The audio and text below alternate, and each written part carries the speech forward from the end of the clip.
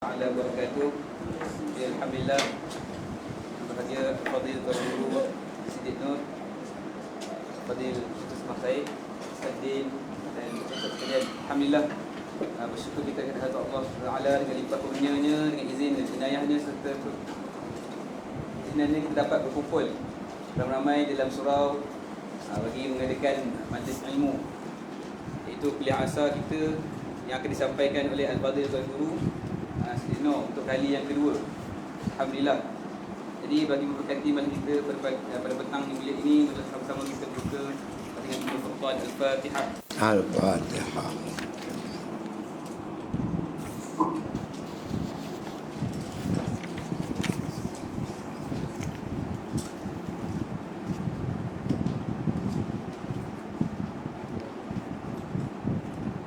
Jadi aku melayangkan masa, insyaAllah majlis jemput dan persilakan Al-Fadil Tuan Guru Siddiq Nur untuk menyampaikan tazkirah asar.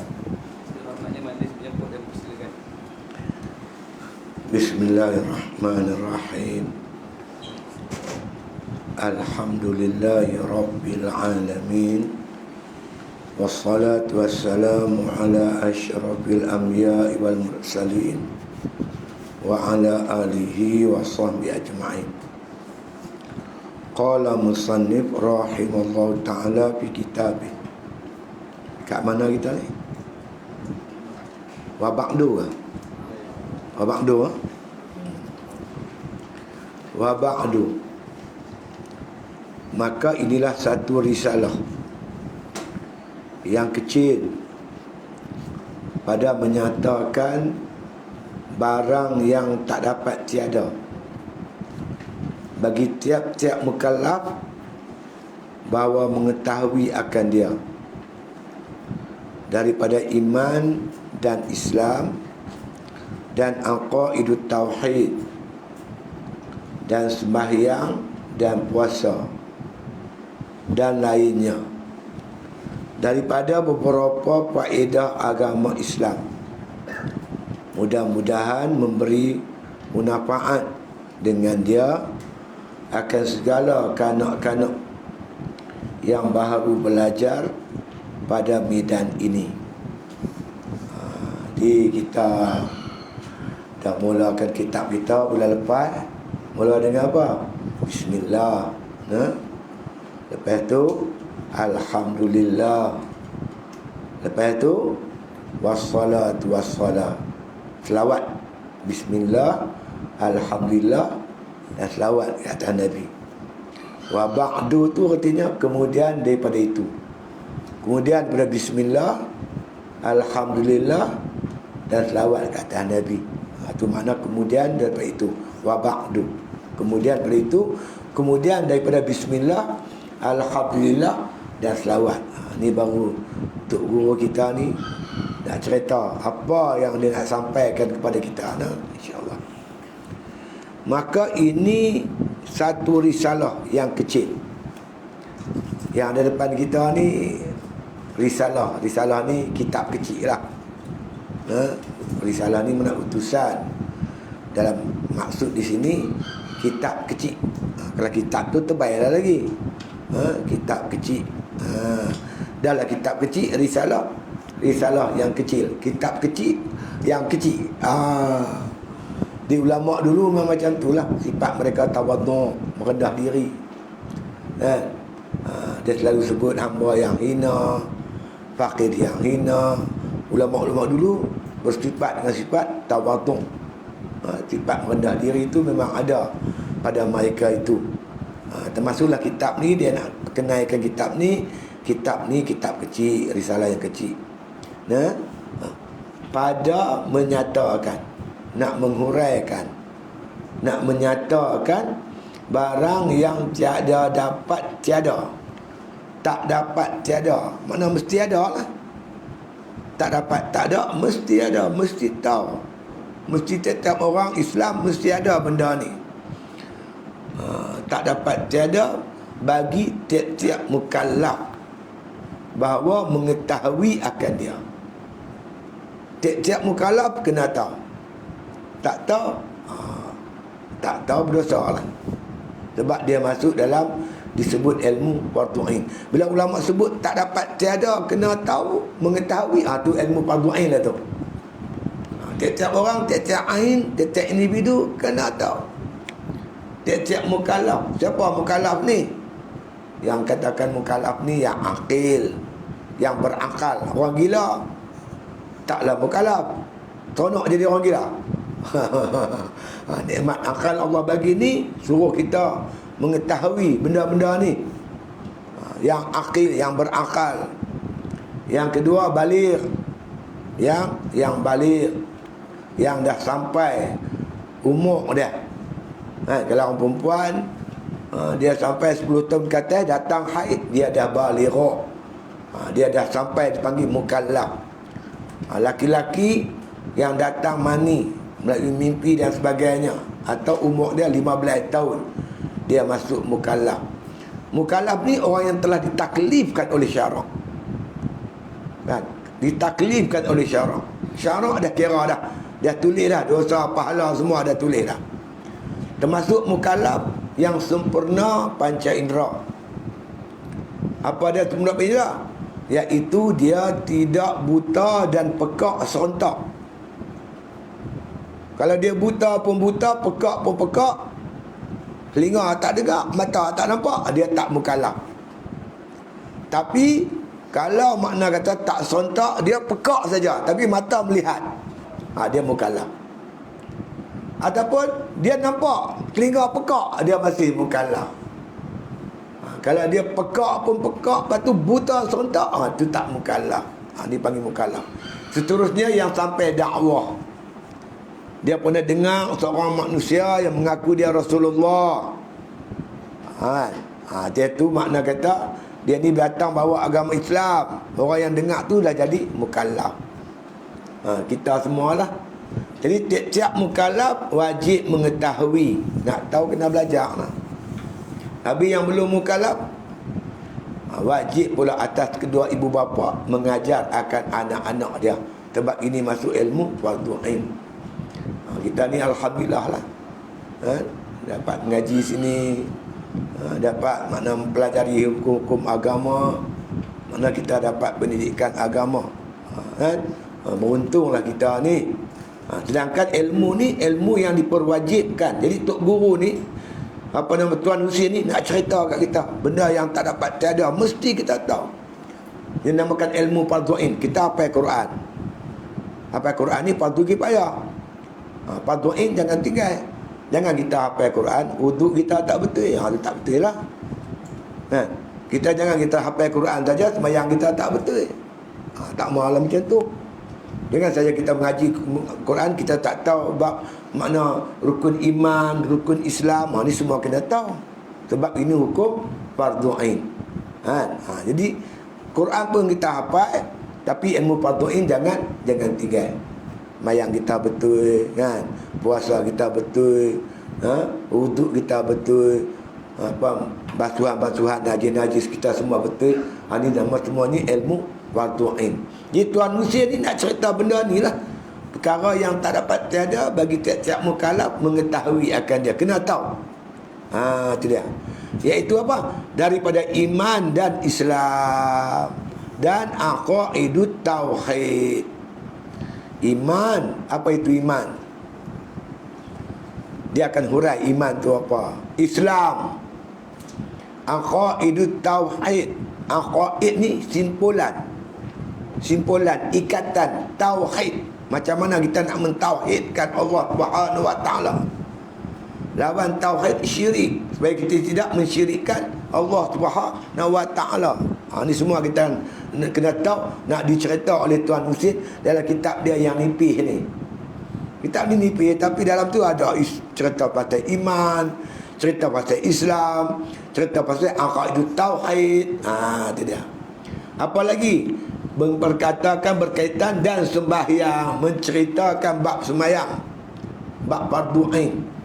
Yang ni fardu ain kita ada. Benda ni mengesahkan sembahyang kita. Tapi kalau kita nak jadi pendakwah besok, nak jadi tok guru, nak mengajar, kita lebarkan lagi. Cari dalil-dalil dia, hujah-hujah ulama lagi, kitab tebal lagi. Tapi peringkat kita ni pun dah memadai. Sekadar fardu ain, mengesahkan semayang kita, mengesahkan iman kita, mengesahkan Islam kita. Dan semayang dan puasa, bab puasa, nak cerita. Ini semua fardu ain ni. Dan lain-lainnya, lain-lain daripada semayang, puasa dan sebagainya tadi. Daripada beberapa, dia kata kaedah agama Islam, ikut kaedah-kaedah Islam lah, kan? Kita semayang ikut kaedah Islam, kita puasa dan ikut kaedah Islam. Semua ikut, makna kata yang disusun oleh ulama-ulama kita, kan? Ulama tulis, kita mengaji, kita faham, kita beramal, ya, insya-Allah. Dan dia kata mudah-mudahan memberi manfaat dengan dia kitab ni akan segala kanak-kanak yang baru belajar pada medan ini. Jadi mudah-mudahan memberi faedah pada kanak-kanak. Kanak-kanak ni bukan budak-budak. Kanak-kanak ni orang yang baru belajar medan ni. Kadang-kadang ada juga orang tua jadi kanak-kanak. Dia orang tua, dewasa, tapi dia tak tahu hukum-hukum ni. Jadi kitab ni jadi panduan. Kadang-kadang kanak-kanak jadi orang tua-tua. Tok guru saya ceritalah, saya mengaji pondok dulu, Imam Syafi'i, umur dia masa tu 12 tahun. Tok guru saya cerita, bulan dia mengajak orang bulan puasa, depan dia ni orang alim, tengah-tengah baca kitab, dia tarik laci, dia ambil buah apple, dia makan. Bila dia makan, orang tahu, Syekh tak puasa. Aku bukan balik lagi, dia tak. Nak bagi tahu dia masih kanak-kanak. Kanak-kanak segi umur, tapi ilmu dia Masya Allah, alim ilmu dia. Saya baru ni ada orang hantar Facebook, dalam Facebook tulis cerita Imam Syafi'i. Imam Syafi'i ni ada satu perkara lah yang dia dengan tok guru itu agak khilaf. Imam Malik kata rezeki, kalau kita tak cari pun dia datang. Imam Syafi'i kata rezeki kena cari, kena usaha cari. Lepas tu dia nak membuktikan hujah dia betul. Imam Syafi'i ni satu hari dia minta izin kat tok guru dia, dia tak nak cuti hari tu, tak mengaji. Tok guru tak nak pergi mana? Nak pergi cari rezeki. Dia pun pergilah ladang anggur. Tak kerja, kutip buah anggur. Kawan tu bagi dia kerja, dia pun kutiplah buah anggur. Kutip-kutip pagi sampai petang, dia dapat upah sepakui buah anggur. Dia pun buat balik buah anggur sepakui. Nak buktikan pada tok guru dia, rezeki kena cari. Sepakui buah anggur ni, kalau tak cari mana nak dapat. Dia kata, tok guru, saya ni kerja, dia pagi sampai petang. Jadi inilah rezeki yang saya dapat, sepakui buah anggur. Makanlah tok guru. Tok guru makan. Dia makan-makan dia gelak. Sampai makan sampai gelak. Imam Malik makan gelak. Kenapa tok guru gelak? Aku pula ada kata, pagi tadi sampai ke petang aku mengajak ayah.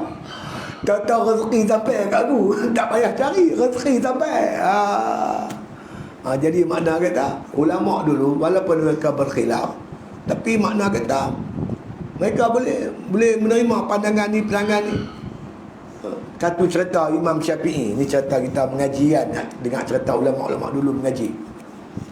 Ada satu hari tu, mai satu orang jumpa Imam Malik. Dia kata, tok guru, saya terlajak cakap. Saya kata kat isteri saya, kalau bulan tu cantik pada muka kamu, jatuh talak. Kalau bulan cantik pada muka bini dia, jatuh talak. Masa saya cakap tu, bulan gelap. Malam tadi bulan cantik tu guru. Terang benderang, lawa bulan cantik. Jatuh tak jatuh talak isteri saya. Imam Malik kata jatuh. Terima kasih tu. Imam Syafi'i, laki-laki ni turun majlis Imam Malik, berjumpa Imam Syafi'i. Imam Syafi'i kata tak jatuh. Oh tu dah. Tok guru kata jatuh, anak murid kata tak jatuh, talak. Kacau ni. Kenapa tak jatuh? Laqad khalaqnal insana fi ahsani taqwim. Sesungguhnya Allah jadikan manusia tu secantik-cantik kejadian. Maksud ayat tu, makhluk yang paling cantik yang pernah dicipta oleh Allah ialah manusia. Binihang manusia. Tapi bila cantik pada bulan dia turun majlis Imam Syafi'i, patah balik, tiba balik. Tok guru Syafi'i kata tak jatuh, talak. Pasal apa dia kata tak jatuh? Dia kata laqad khalaqnal insana fi ahsani taqwim. Dia rujuk ayat Quran tu. Masya Allah, kata Imam Malik. Lain kali kamu kalau ada masalah agama, pergi cari Imam Syafi'i. Cari Syafi'i. Allah buka dada dia luas dengan ilmu. Saya nak sebutnya, kanak-kanak di sini ni bukan segi umur, di segi ilmu. Kan? Macam kita hafal Quran, kita budak-budak, tapi ada orang tua nak hafal kuliah pun tak jumpa. Lakum didukum baliyadin. Duk kuliah abud, mana dia lakum didukum. Padahal dia orang tua, tapi segi ilmu dia budak-budak. Tapi tak payahlah kata orang tua begitu. Pakcik dia macam budak tak payahlah kata ada. Tapi nak kira, nak sebut Imam apa ni, Tok Guru ni, Tuan Musin ni nak memperkenalkan kitab dia. Kitab ni Hidayatus Sibyan. Petunjuk bagi kanak-kanak. Kanak-kanak di sini orang yang baru belajar lah. Yang baru cuba mempelajari. Saya pun masuk pondok dulu, kitab ni Tok Guru baca mula-mula sekali. Kitab Hidayatus Sibyan. Walaupun nipis, tapi boleh buat panduan untuk kita, alhamdulillah. Cukup untuk fardu ain, kan? Habis itu nak wala haula wala quwwata illa billahil aliyyil azim. Dan tiada ada daya dan tiada ada upaya aku atas menghasil barang yang aku kendaki, melainkan dengan izin dengan Allah, yakni dengan izin Allah yang ali, yang maha tinggi, lagi aziz, maha agung. La haula wala, tidak ada daya, tidak ada upaya. Dia karang kitab ni, dia tak ada daya, tak ada upaya nak karang kitab ni, illa billahil aliyil azim, melainkan dengan izin Allah, Tuhan yang maha tinggi, Tuhan punya keagungan. Dengan hidayah, petunjuk Allah, taufik daripada Allah, dia boleh karang kitab ni. Kita pun macam tu lah. Apa yang kita buat, tak ada daya kita nak hafal Quran, tak mampu kita nak memiliki apa saja, melainkan dengan izin Allah Ta'ala. Tapi kena belajar lah. Janganlah kita duduk saja la haula wala. Orang baca, orang azan kita nak sebut apa? Hayya 'alas solah. Nak jawab apa? La haula wala. Marilah semayang. La haula wala. Tak ada daya, tak ada upaya. Duduk saja. Bukan begitu. Mulut kata la haula wala, hati ingat tak ada daya upaya nak semayang, kaki kena mangkit pergi semayang. Kita kena usaha pergi mengerjakan solat. Hakikatnya kita tak mampu nak bangun semayang tu, melainkan dengan izin Allah Ta'ala. Itulah kalimah yang selalu kita ucap ketika diseru kita mengerjakan semayang. Apa saja yang kita nak buat, kita tak ada daya, tak ada upaya, melainkan dengan izin Allah, pertolongan Allah. Dia ada dua dah. Satu hidayah, satu taufik. Hidayah ni petunjuk. Ada orang dapat hidayah tapi tak dapat taufik. Macam penagih dadah. Dia tahu tak dadah tu bahaya. Dia tahu. Dia ada hidayah, dia ada petunjuk. Dia tahu dadah tu bahaya, tapi dia tak ada kekuatan untuk meninggalkan dadah. Ada orang, dia tahu semayang ni wajib. Dia dapat hidayah daripada Allah, tapi dia tak dapat kekuatan untuk mengerjakan semayang. Itu satu hal lagi. Jadi yang boleh kita melakukan satu ibadat dengan taufik, dengan hidayah dan taufik daripada Allah Subhanahu wa Ta'ala. Ni kalimah ni kita amal lah. InsyaAllah kita faham begitulah. Tidak ada dan tiada ada daya dan juga upaya aku atas menghasil barang yang aku kendaki, Dalam konteks ni Tok Guru kata memang dia nak karang kitab, tapi tak mampu dia nak buat, nak karang kitab ni. Melainkan dengan Allah, dengan izin Allah yang ali lagi azim, yang tinggi lagi agung, dengan pertolongan Allah. Dia cakap-cakap ni makna kata cukup penting bagi kita untuk melepaskan diri kita daripada ujub. Ujub ni kita duk nampak kita buat. Lawan ujub zikru minna, zikir, ingat, minna, pertolongan daripada Allah Ta'ala ni penting. Quran ni 6,000 ayat lebih kan senang nak hafal Yang kita boleh hafal macam mana? Kalau Tuhan tak tolong, tak boleh mata-mata pertolongan Allah. Saya ada lah anak saya tu di rumah, saya pun melengung tengok dia. Baru lepas pasti perempuan. Nama dia Ainul Mardiah. Umur baru lepas pasti 7 tahun. Saya perhati tengok aku nak hafal semuka pun putar. Hafal bawah naik atas tu bawah. Saya tengok dia dah 9 juzuk dah hafal. Mak dia ajar dia. Saya kata biar betul. Kan? Tebuk boleh. Tebuk letak mana pun dia boleh. Saya kata biar betul budak ni. Tapi kalau Allah nak bagi tu boleh. Memang boleh, tak ada masalah. Kita pun begitu. Nak lepaskan diri kita ni daripada riak, daripada ujub. Ujub ni macam ni. Ujub ni kita duk nampak di mata hati kita. Kita boleh hafal Quran dengan usaha kita, dengan ikhtiar kita, dengan kesungguhan kita. Hakikat kita ni la haula wala quwata illa billahil aliyil azim. Kita tak ada haula, tak ada upaya, tak ada daya.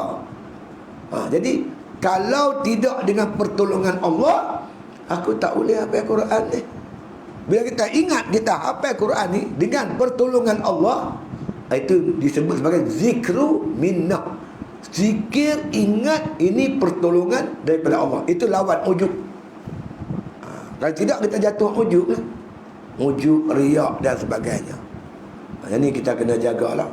Pasal apa saya tusan ni, kita buat kerja ni pasal ada dalam satu hadis yang Imam Ghazali sebut, pertama-tama sekali yang dinyalakan api neraka Jahannam, siapa yang masuk dulu? Mula-mula dipanggil ahli ilmu, ahli ilmi, ulama, orang alim. Allah tanya dia, kamu buat apa di dunia? Saya membaca Quran.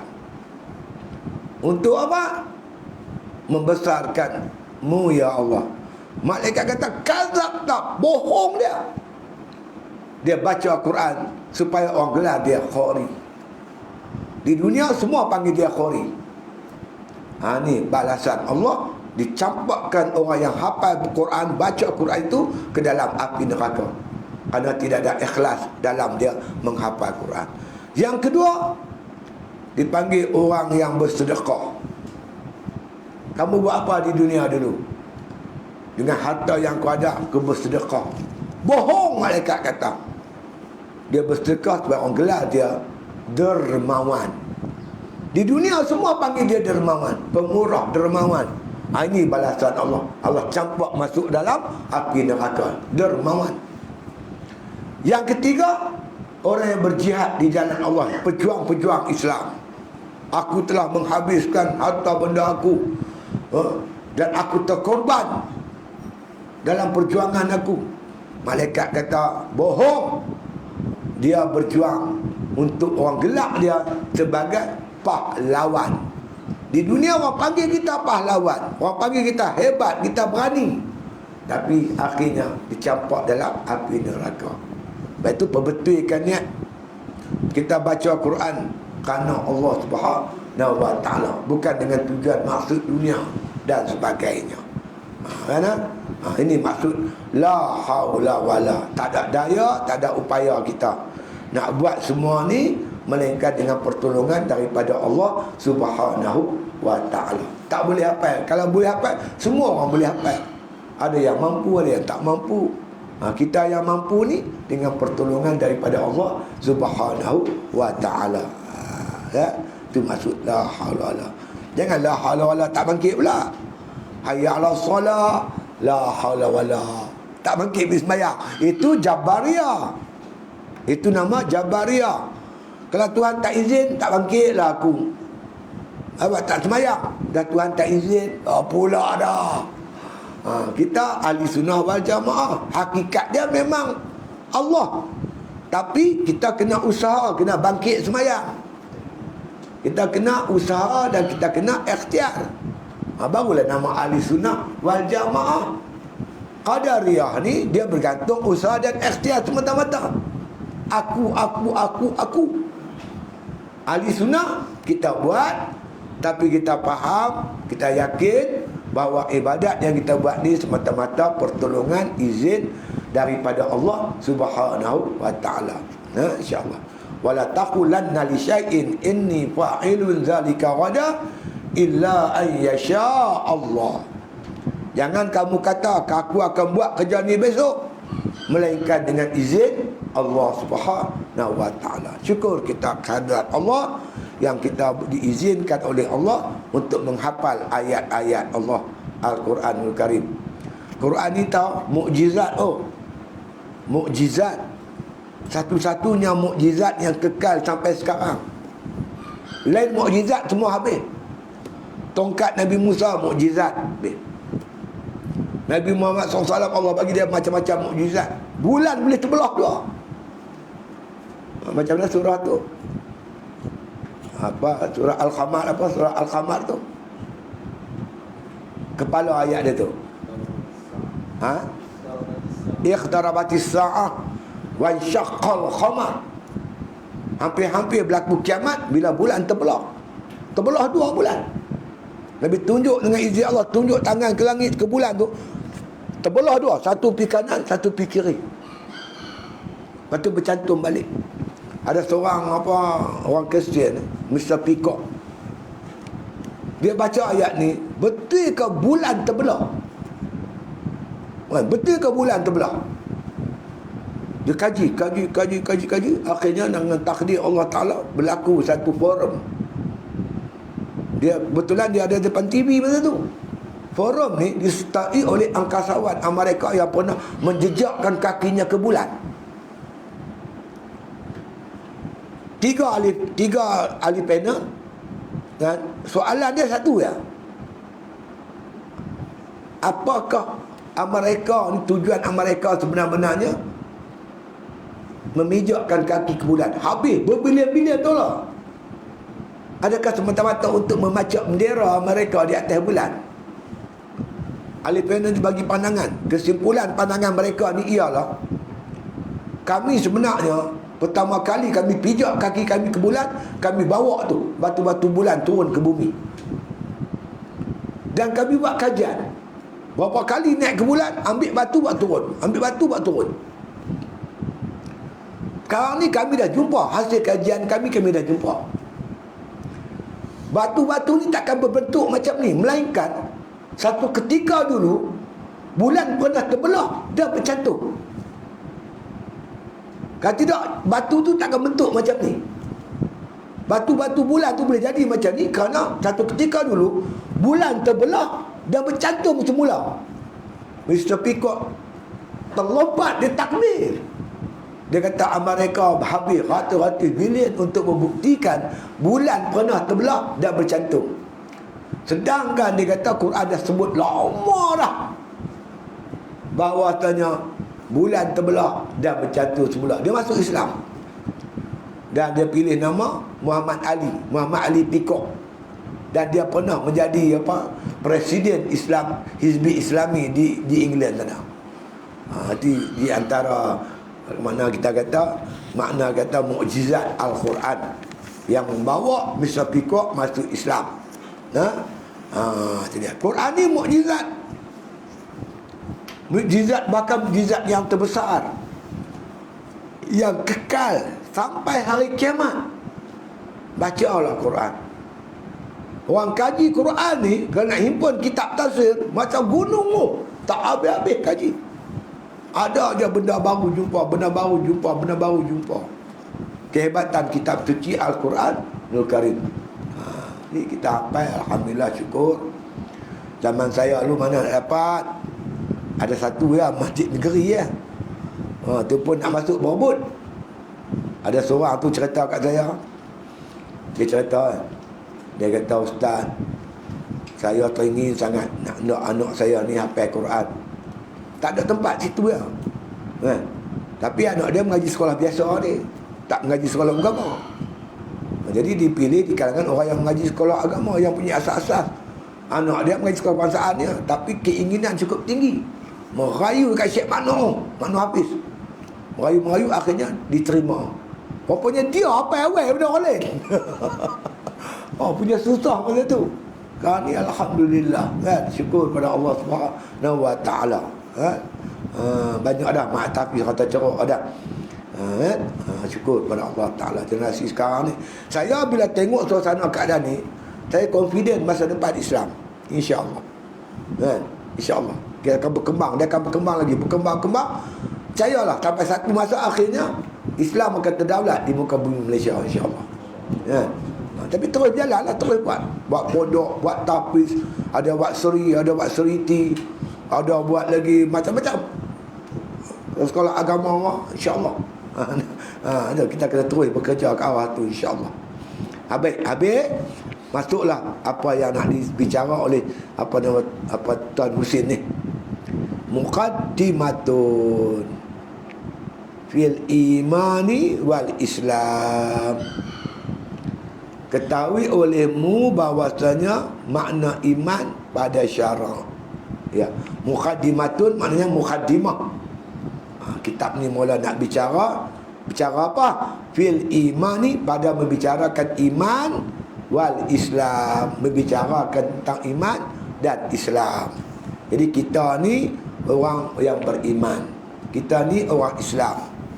Tapi tak dapat kita nafikanlah, kebanyakan manusia ni dia iman Islam, dia Islam bakar. Mak dia Islam, pak dia apa Islam. Kalau kita tanya setengah tu, hang tahu dah Islam tu apa? Islam lah. Dah lah, Islam tu apa dia? Islam. Dia nak urut Islam dia pun tak tahu. Dia Islam lah. Apa itu iman? Apa itu Islam? Kalau kita sebagai orang yang beriman, kena ada benda-benda dia. Perkara tu. Kita mengaku kita Islam, kena ada apa yang disebutkan ni. Ni ta'arif dia, pengertian. Apa pengertian iman? Apa pengertian Islam? Ketahui olehmu bahawasanya, ketahui olehmu, kena tahu ni. Siapa mu ni? Kita lah. Orang yang menuntut ilmu ni kena tahu, kena faham sungguh-sungguh makna iman pada syarak. Makna iman pada syarak. Ada makna pada lughah, ada makna pada syarak. Pada lughah, pada bahasa biasa lah. Mana? Aman. Aman ni mana? Kita aman dengan Allah, dengan Rasul. Kita tak lawan. Kita terima Allah sebagai Tuhan kita. Raditu billahi rabba. Aku redha Allah Ta'ala sebagai Tuhanku. Mana? Orang beriman ni aman dia dengan Tuhan. Dia tak lawan Tuhan. Tapi dikehendaki di sini iman pada syarak. Ada yang ni adalah iman. Kalau tak ada yang ni, tak ada lah iman. Apa dia bendanya? Iaitu tasdik hati. Tasdik ni membenarkan di hati, mengiyakan di hati. Ya, iyakan di hati dengan Allah. Mengaku hati, menerima hati dengan Allah. Adanya Allah. Dia iman ni dia ada dua, kan? Ada iman secara yang disebut, makna kata secara ijmal, ada disebut secara mujmal, ada disebut secara mufassal. Mujmal ni cara rangkuman, cara ringkas. Amantu billah wa bima qala Allah. Aku beriman dengan Allah. Aku beriman dengan apa yang difirmankan oleh Allah. Itu makna iman. Wa amantu bir rasul wa bima qala Rasulullah sallallahu alaihi wasallam. Beriman aku kepada Rasul, beriman aku dengan apa yang disabdakan oleh Rasulullah sallallahu alaihi wasallam. Cara ringkas. Amantu billah, aku beriman dengan Allah. Beriman adanya Allah, beriman dengan apa yang Tuhan kata.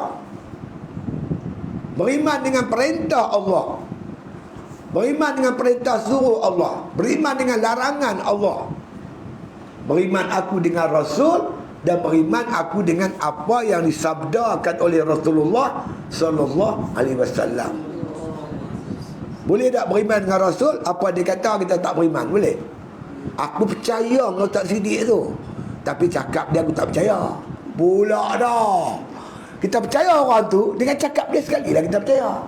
Baru nama percaya. Macam orang-orang Arab kan. Orang Arab dia percaya kat Nabi Muhammad. Dia gelak Muhammad Alamin. Bila Nabi ajak pada Islam, dia tak mahu terima. Dia kufur. Dia kufur. Kita pun kalau kita makna kata mengaku aku beriman dengan Rasul, tapi ajaran Rasul aku tak percaya. Tak boleh. Saya nak buat contoh mudah faham yang dibawa oleh Dr. Abdul Karim Zaidan dalam kitab dia. Dia nak buat betulkah kita beriman dengan Rasul. Dia buat contoh, beriman ni cakap Melayu percaya. Percaya. Betulkah kita percaya kat Rasul? Dia buat contoh percaya dengan doktor. Macam mana kita percaya dengan doktor? Kita pergi klinik. Dia cek. Dia tahu encik ni kencing manis ni. Dia ambil darah kita, dia cek encik kencing manis. Kencing manis doktor, kencing manis. Tahu ke doktor? Peringkat permulaan. Ada ubat doktor? Ada ubat, balik makan ubat. Tapi jaga pantang. Pantang apa doktor? Jangan ambil gula berlebih-lebihan. Nasihat doktor tu. Lah ni musim buah kayu. Durian kalau boleh jangan makan.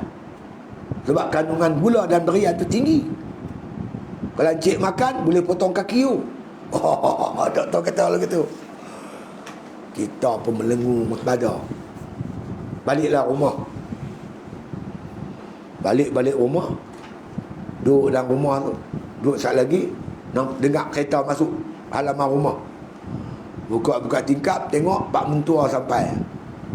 Pak Mentua kita ni orang Batu Korau. Batu Korau musim durian. Bonet kereta penuh. Anak kita turun pergi kutip durian. Ambil durian bonet rumah. Kita pula hantu durian. Kopek depan kita meleleh kat liuk. Nak makan tak makan durian?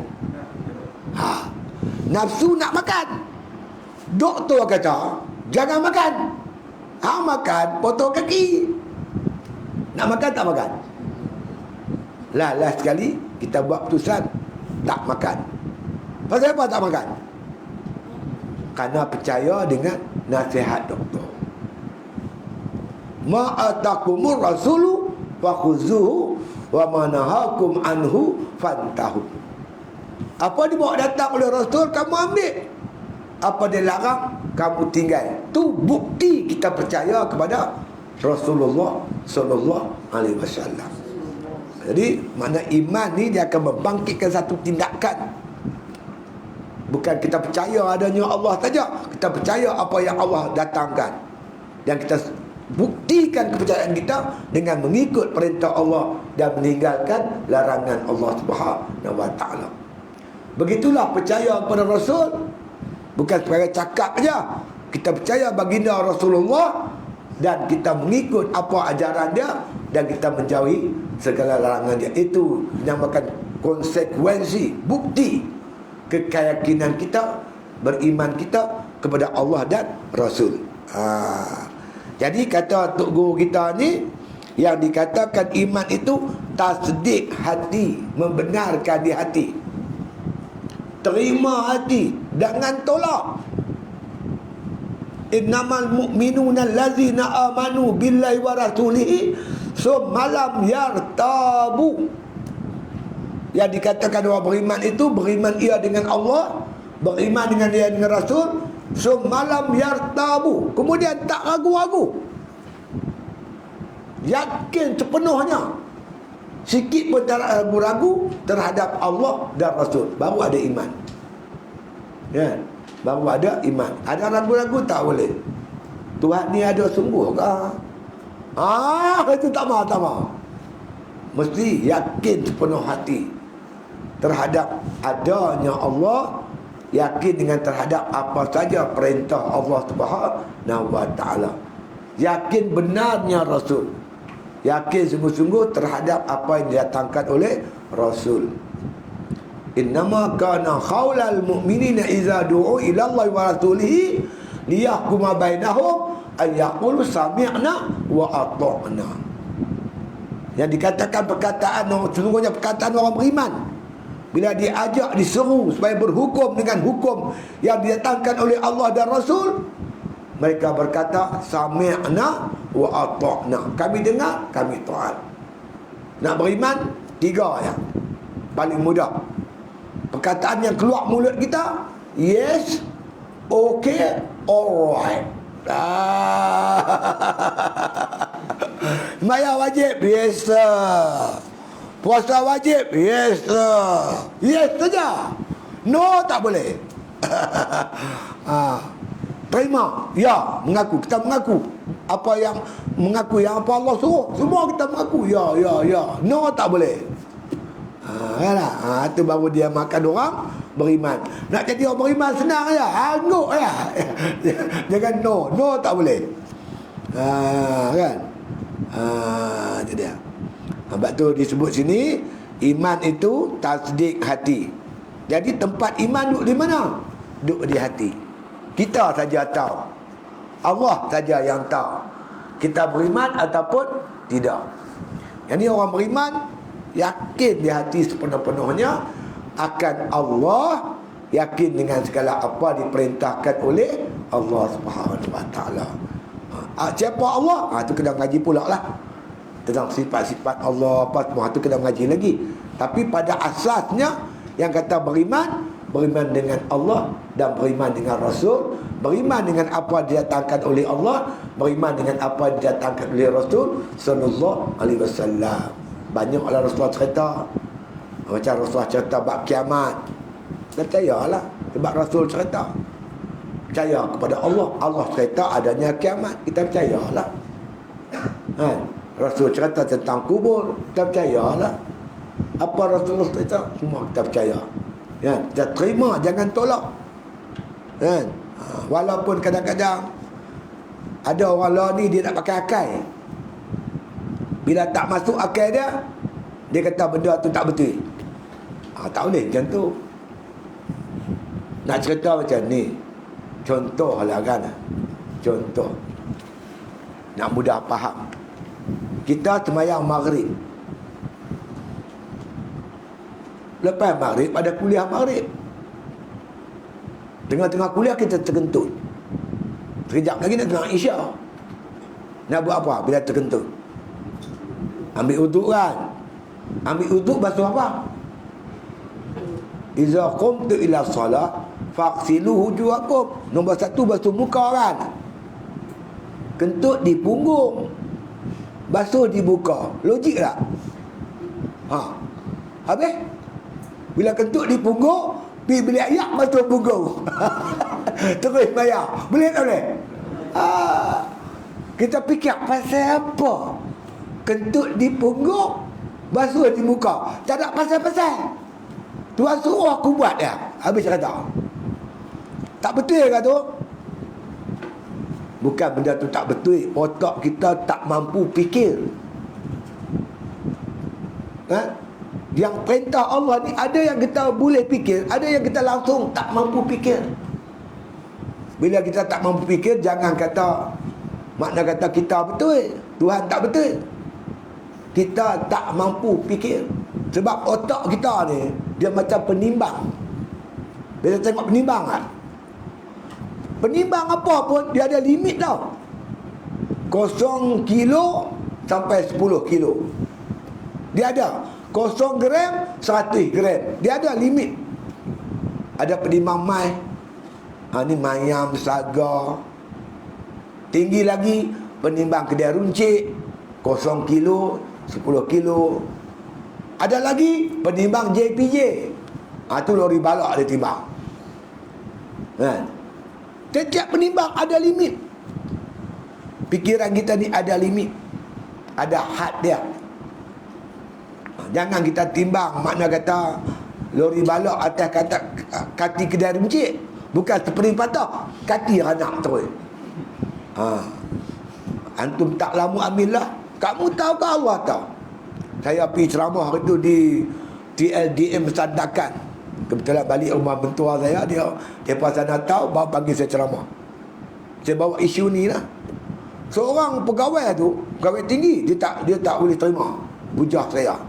Ni otak ni ustaz, Tuhan bagi kat kita cukup hebatnya, boleh fikir semua perkara. Betul ke tuan? Betul. Malam ni tuan nak tidur pukul berapa?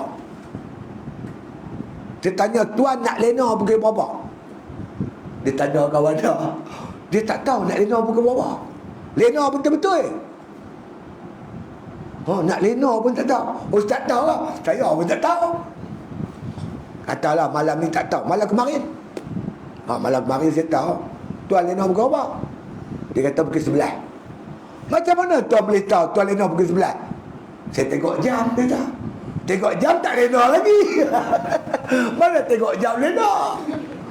Sudahlah saya kata, kita nak lena pukul berapa pun kita tak tahu. Tambah kita nak kaji ilmu Allah.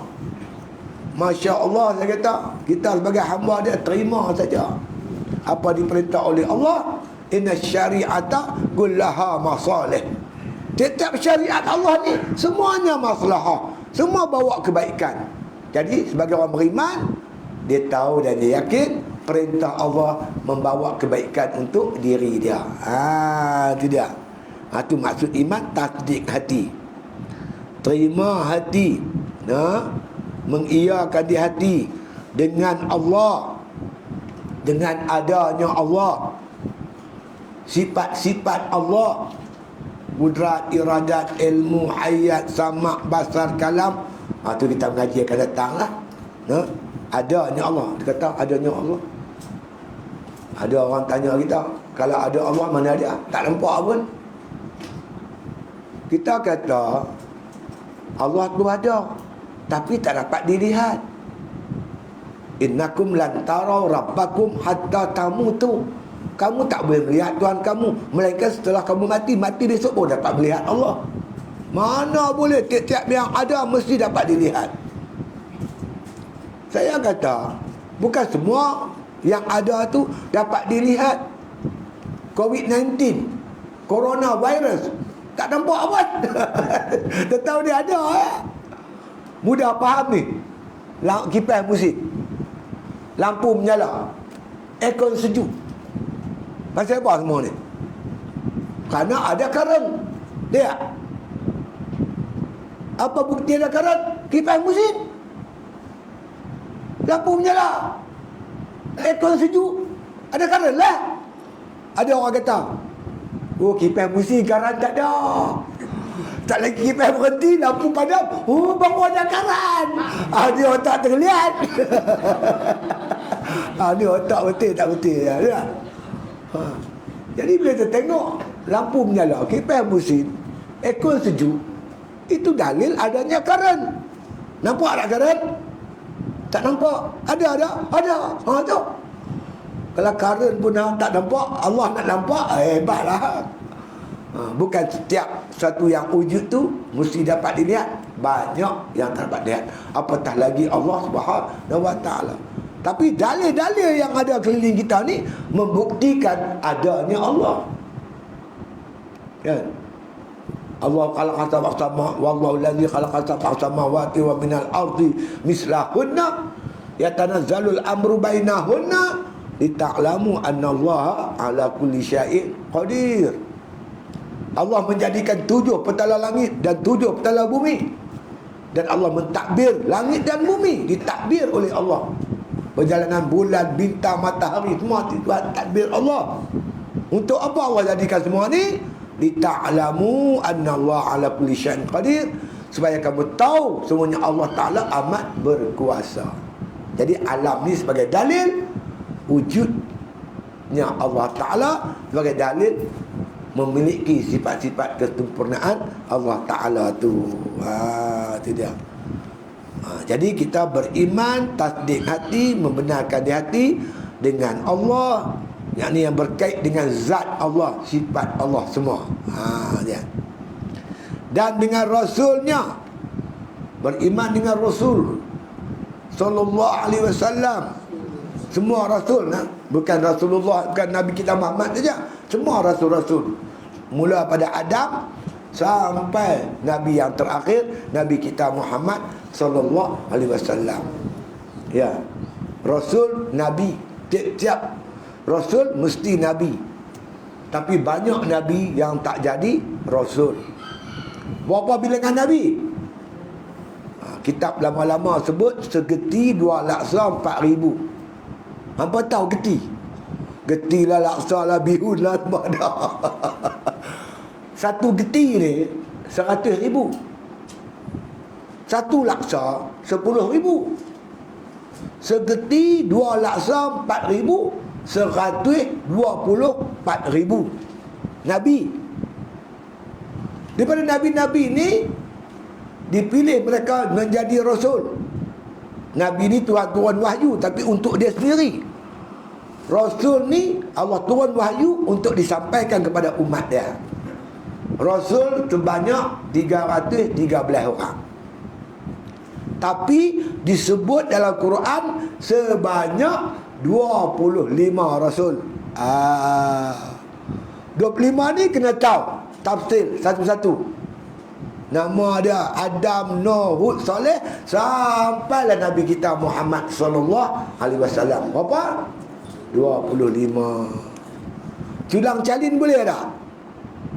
Adam dulu, Nuh, kemudian dia main Nabi Muhammad, dia patah balik kat Nabi Yusuf, dia patah. Tak kira, asalkan cukup 20. Ada orang tua kata, Ustaz, saya tak hafal lah Ustaz. Nak hafal? Tanya cucu yang mengaji pasti tu. Cucu dia apa? Baca kat Tuhan, dia baca dengan lagu semua cukup. Dah bro, Saleh, dia baca. Paling kurang tak hafal tak apa, paling kurang bila disebut kita tahu dia Rasul. Yusuf Rasul, Musa Rasul, Anwar Ibrahim bukan. Anwar Ibrahim dia lah. Anwar bukan lah.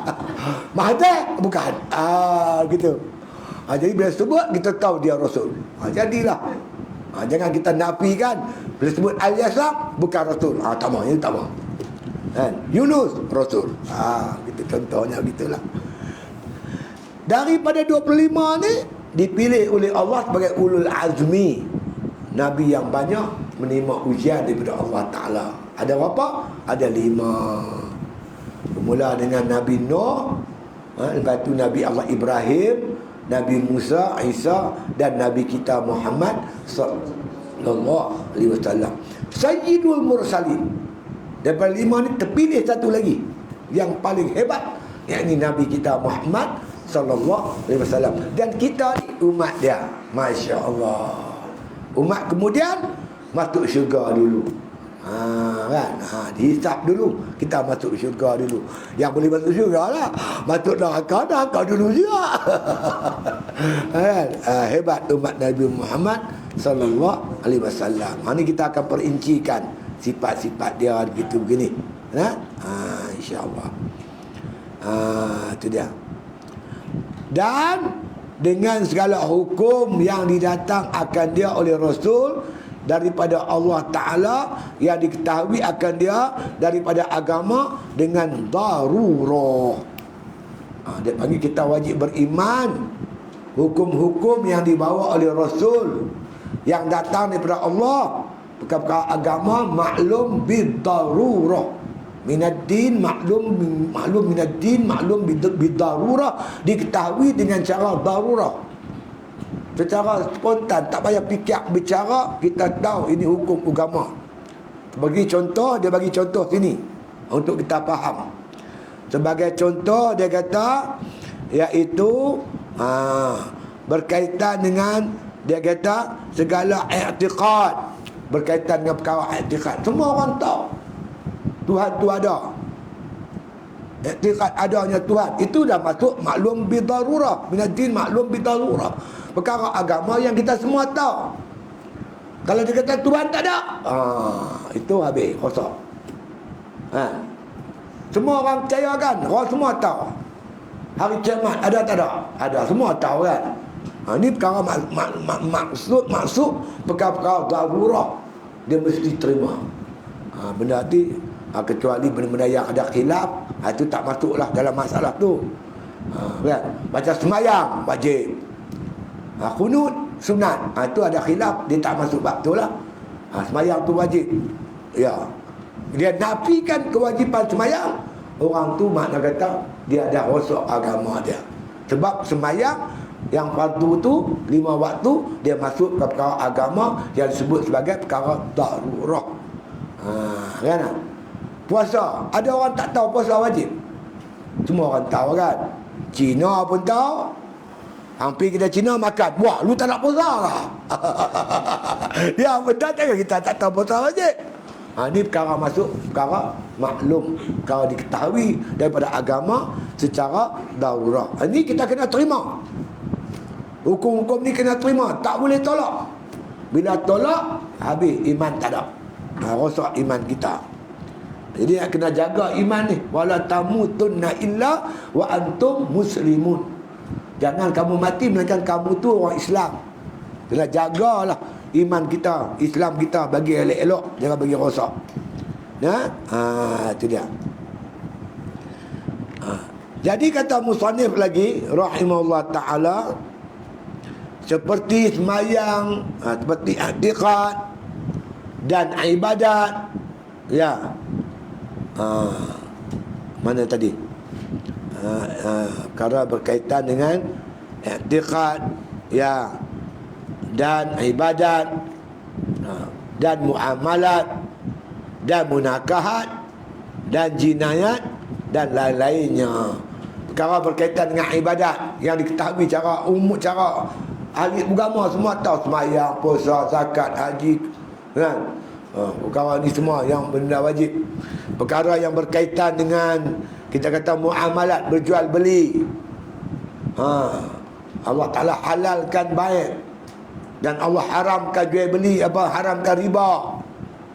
Jadi tentang riba, dia kata, alah riba ni tak ada riba, macam mana kita nak maju?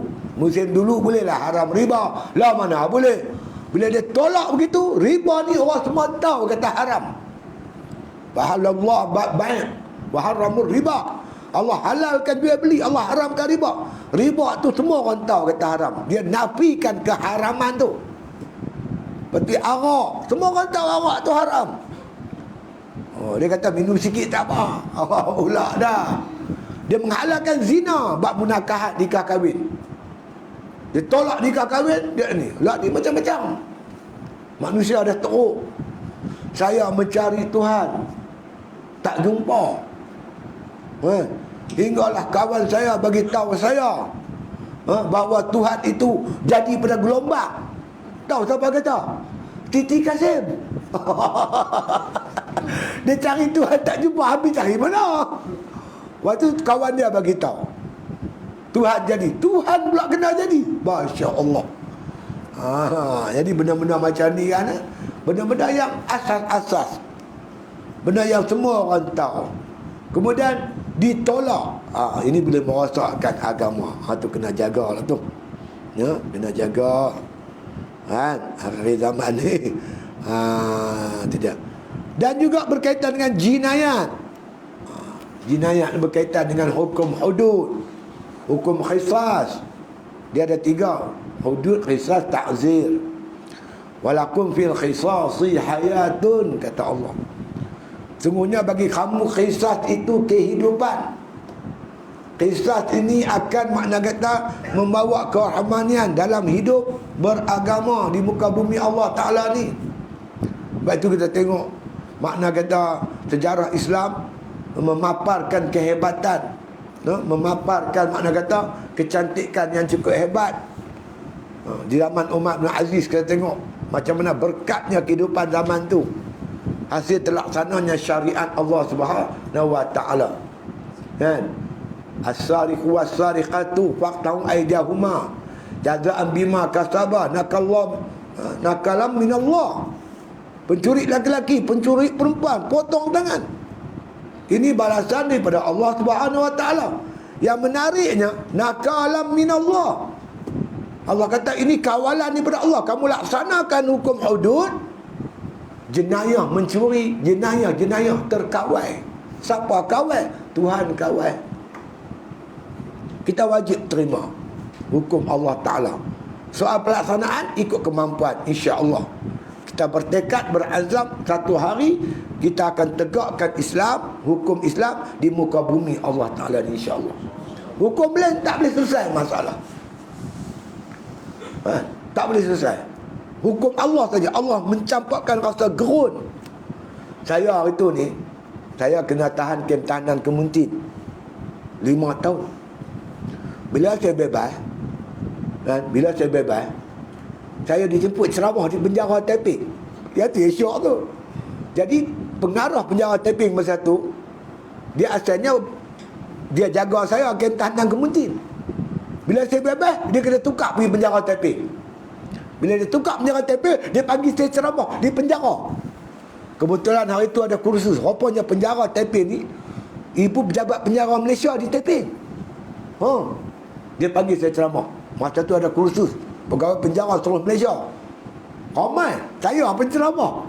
Dia syok tu. Dia kata apa? Ustaz duduk yang tahanan, saya ceramah kat Ustaz. Malam ni Ustaz ceramah kat saya pula. Saya pilih tajuk hukum ni lah. Saya kata, tuan-tuan, kalau sekiranya kita laksana hukum Tuhan, tuan-tuan pun tak susah. Pencuri potong tangan. Bila dia potong tangan, dia balik. Dia bertunjuk ke orang, apa jangan curi lah, tengok tangan aku dah tak ada. Orang lain kata aku nak mencuri. Sekarang ni, hukum sekarang saya kata, dia curi duit kita. Lepas tu dia kena penjara. Dalam penjara dia ada makan. Makan dia kita bayar, duit kita bagi dia. Dia mandi, dia tidur, semua duit kita. Pegawai-pegawai jaga dia, semua ambil duit kita. Dah lah duit kita ada curi. Lepas tu kita kena bagi dia makan. Bodoh tak bodoh? Tuan-tuan, dia kata, kalau laksana hukum Tuhan, tuan-tuan pun semua senang. Tak gaduh duk jaga orang dah. Semua pakai potong-potong balik rumah tu. Saya kata, dia pun gelak tu. Memang tak selesai masalah. Yang mencipta manusia, Allah saja yang tahu hukum yang boleh mengawal manusia. Lembu, saya bela lembu banyak. Ada 100 ekor. Mana lembu boleh jaga lembu? Orang jaga lembu boleh. Hukum manusia jaga lembu. Lembu nak jaga lembu tak boleh. Manusia jaga manusia pun tak boleh. Hukum Allah saja yang boleh mengawal manusia. Ini hukum jinayat. Jadi kita macam mana pun jangan sampai tak setuju dengan hukum Allah Ta'ala. Ini boleh membawa kita kepada kufur. Engkar boleh membawa kufur. Iman kita boleh rosak. Dengan sebab makna kata kita engkar, hati kita menolak hukum Allah Subhanahu Wa Ta'ala. Yang termasuk dalam hukum yang disebut maklum, makna kata yang diketahui bidarurah, secara darurah, sama ada bidang ibadat, muamalat, munakahat dan juga jinayat. Itulah asas-asas yang berkaitan dengan hukum, makna kata dinamakan dengan iman. Jadi saya nak ulang balik kesimpulannya, iman ni tempatnya di hati. Tasdik hati, terima di hati. Jangan tolak terhadap Allah dan Rasul, terhadap apa yang Allah datangkan yang dibawa oleh Rasul, perkara-perkara agama yang diketahui secara darurah, sama ada ibadat, muamalat, munakahat ataupun jinayat, dan juga i'tiqad tadi satu. 5 perkara ni semua kena terima. Bila kita terima di hati kita, kita orang beriman. Apa pentingnya iman? Hanya orang beriman ibadat dia diterima oleh Allah Ta'ala. Tengok dalam Quran, Tuhan sebut tentang puasa, ya ayyuhallazina amanu kutiba alaikumusiyam. Semua sebut iman, iman, iman, iman. Makna kata kalau kita tak ada iman atau iman kita rosak, ibadat kita ditolak oleh Allah Subhanahu wa taala. Tuhan tak terima. Yang kedua, bahaya dia kalau kita mati kekal neraka selama-lamanya. Tak boleh buat apa. Kita ada anak soleh, anak tak boleh bantu bapa. Kalau bapa mati kufur. Kita ada anak hafal Quran. Anak yang hafal Quran tak boleh bantu mak dia kalau mak dia mati kufur. Sebab itu kena pertahankan iman apa jadi sekalipun. Jangan biarkan iman kita jadi rosak.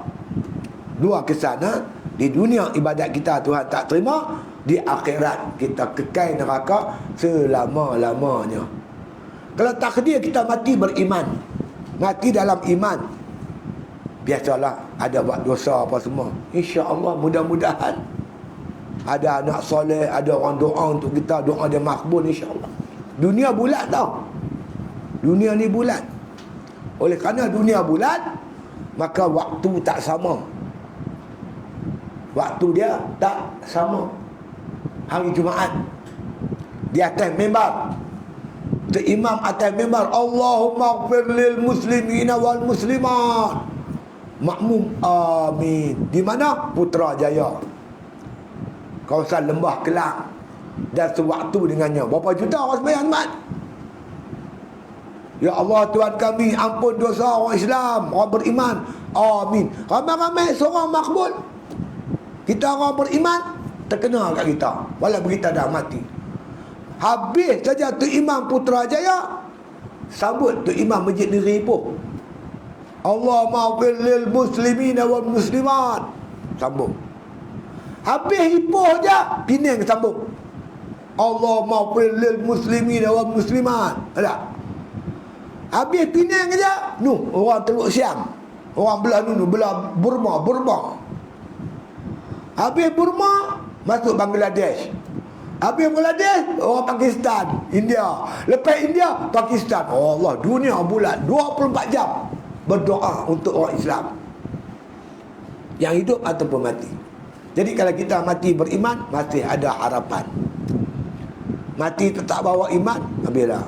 Sebab tu Allah Ta'ala suruh kita, wala tamutunna illa wa antum muslimun. Jangan mati melainkan kamu Islam, beriman dan Islam, insya-Allah.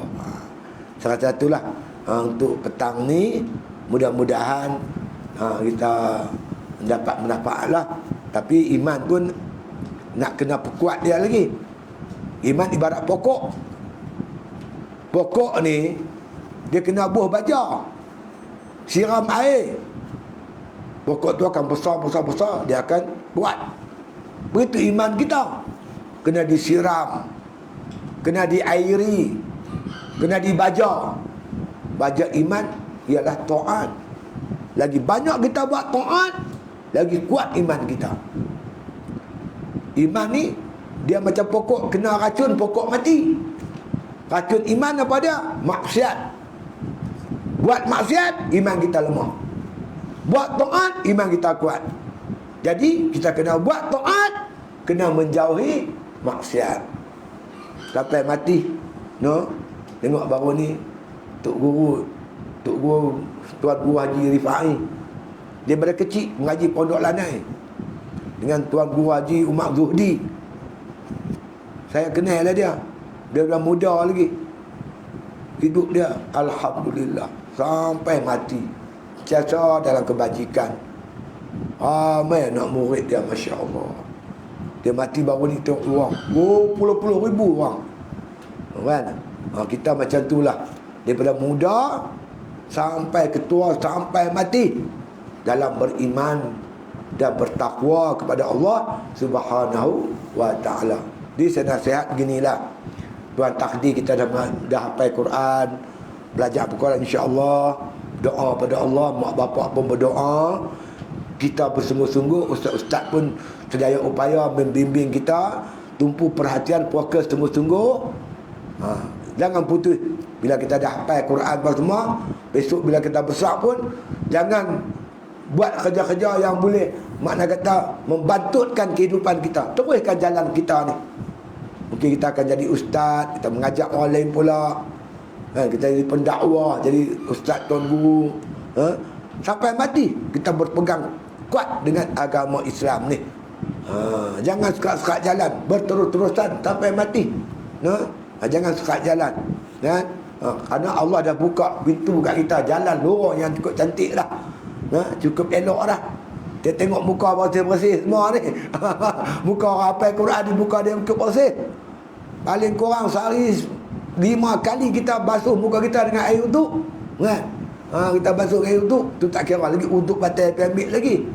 Sentiasa makna kata muka kita basah dengan air uduk. Lepas tu bibir kita sentiasa basah dengan membaca ayat suci Al-Quranul Karim. Oh, mulia, hebatlah. Khairukum man ta'allamal Quran wa 'allamuhu. Yang paling hebat, paling mulia orang yang belajar Quran, ta'allamal Quran, yang belajar Quran, dan orang yang mengajar Quran. Jadi berarti kita dah duduk tempat yang paling mulia, paling baik, paling elok. Jangan duduk teliuk orang lain. Tengok orang duduk hafal Quran, duduk tengok orang lain tu. Duduk tengok orang duduk ni pakai seluar panjang, tak pakai jubah. Oh, tiba aku kalau pakai lagu dia tu hebat. Jangan lagu tu. Kita nampak kita ni, kita bukanlah kita nak bangga diri, tapi kita seronok. Kan? Kita seronok kerana kita dipilih oleh Allah duduk di tempat yang elok macam ni. Mengaji Quran. Jangan macam dulu. Dulu bila kita kadang-kadang tu bila nak sebut pun, alah, saya ni mengaji pondok saja. Jadi macam kita rasa hina. Bukan begitu. Makna kita ni Tuhan letak kita tempat yang cukup mulia. Kita nak sebut satu kisah. Satu kisah lah. Dulu sekitar tahun 19 berapa, atas 1990-an lah, saya pergi ceramah di Beris, Kampung Beris. Kampung Beris ni Sik Kedah. Sekarang kampung ni dah tak ada, ditenggelami oleh air. Kerajaan buat empangan Beris. Di Kedah ada satu empangan Beris. Sebelum kampung-kampung tu ditenggelamkan air, orang kampung tu makna kata korek kubur ni, mayat-mayat pindah pergi tempat lain. Saya malam tu ceramah di Masjid Beris, Kampung Beris. Habis ceramah masa makan tu, sembang dengan tu imam semua. Dia kata, Ustaz, kami sekarang ni sedang memindahkan mayat-mayat ke tempat yang lebih tinggi, sebab kampung ni akan ditenggelami oleh air, nak buat empangan. Jadi dia kata, kami mengkoreklah mayat. Baru ni dia kata minggu lepas, dia tunjuk depan mihrab tu. Itu Ustaz, kami korek kubur, tiba-tiba kami dapati satu mayat.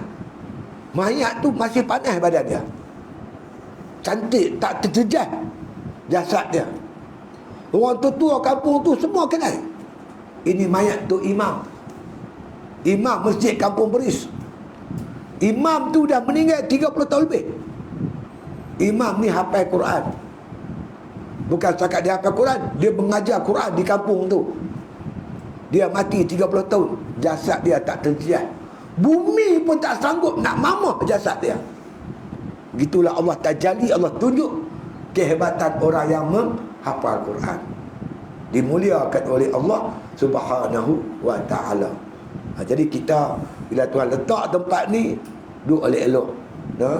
InsyaAllah Allah pilih kita nanti orang yang menghafal kalam Allah.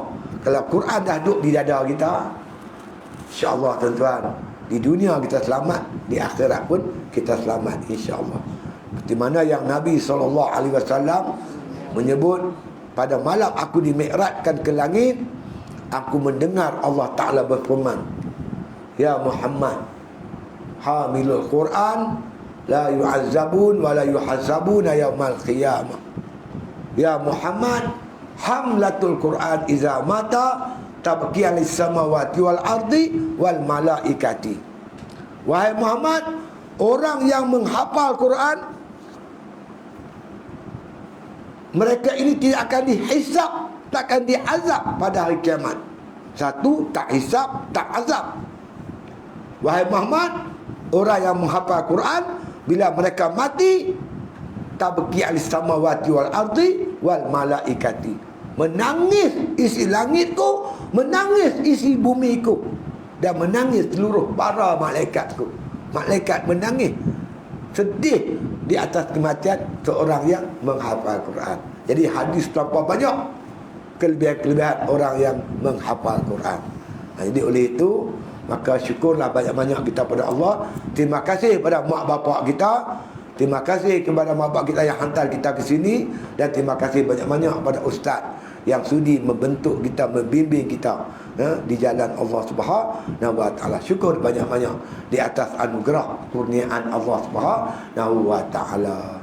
Wallahu a'lam wa bila taufiq. Wassalamualaikum warahmatullahi taala wabarakatuh. Bismillahirrahmanirrahim. Alhamdulillahi rabbil alamin. Wassalatu wassalamu ala asyrafil anbiya wal mursalin wa ala alihi wa sahbihi ajma'in. Allahumma ja'alil Qur'ana lana fid dunya qarina wa fil khabri mu'nisa wa fil qiyamati syafi'a wa 'ala sirati nura wa 'ala sirati nura wa minan nari sitran wa hijaba. Wa sallallahu ala khairi khalqi Muhammadin wa ala alihi wa sahbihi wasallam walhamdulillahi rabbil alamin.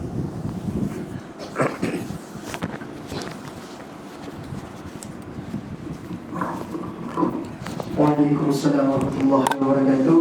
Jazakallah khairan jazaa diucapkan kepada Al-Fadhil Tuan Guru atas peringatan dan juga pesanan ilmu yang sangat manfaat bagi kita ini. Jadi telah kita dengarkan satu peringatan, tidak lupa juga untuk kita mengamalkan dan kita menyebarkan sesama kita setiap hari-hari kita, insya-Allah. Tanpa mengambil masa lagi, saya menjemput Al-Fadhil Ustaz saya dan Ustaz Tariq untuk mengiringi Tuan Guru untuk ke jabal makan untuk menjamu sekalian. Tafadhal.